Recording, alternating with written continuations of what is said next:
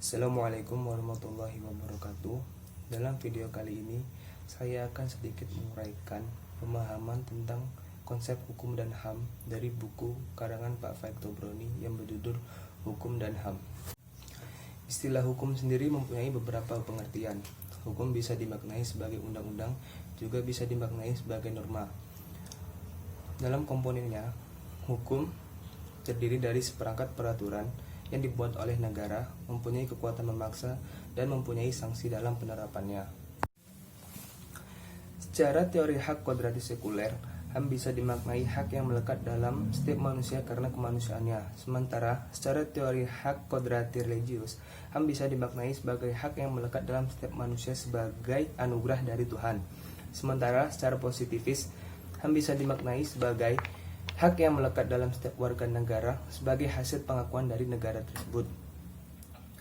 Sejarah pengaturan HAM sendiri dalam tingkat global seperti lahirnya DUHAM tidak bisa dilepaskan dari keberadaan HAM perspektif hak kodrati yang mendorong semua negara untuk meninggalkan egonya masing-masing dalam menerima pengaturan HAM yang berlaku secara universal. Indonesia ini menganut negara hukum Rechtsstaat yang salah satu konsekuensinya adalah government by laws not by men. Jadi pemerintah harus berdasarkan hukum, bukan berdasarkan oknum. Pelindungan HAM menjadi salah satu indikator dalam pelaksanaan negara hukum.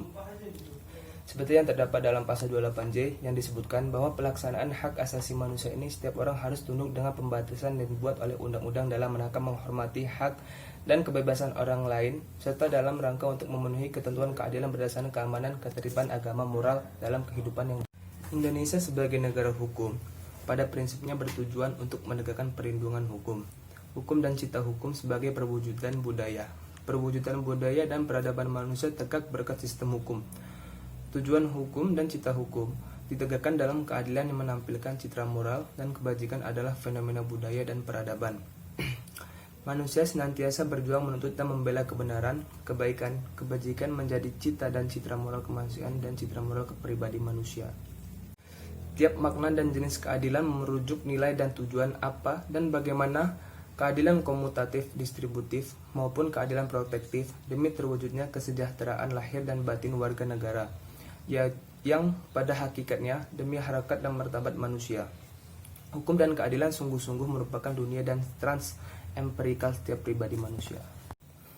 Dari sedikit uraian yang telah saya sampaikan tadi, saya rasa terkait buku Ajar Hukum dan HAM karya tulis Pak Faik Tobroni ini memiliki teori, konsep, dan pemahaman yang tidak jauh berbeda dengan buku HAM lainnya.